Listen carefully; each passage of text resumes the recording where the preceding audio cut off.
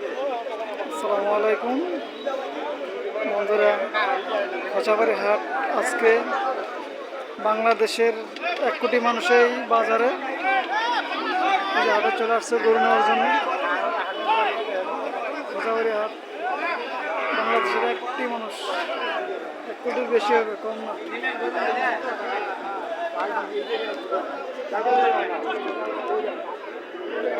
আজকে আসছি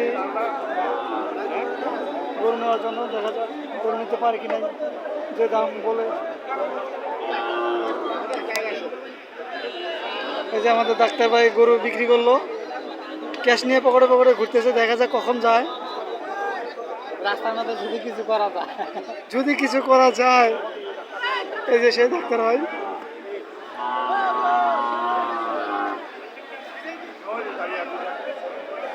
বাংলাদেশের অর্ধেক মানুষ এই জায়গায় আজকে হাটের দিন, তাই অসংখ্য লোকজন।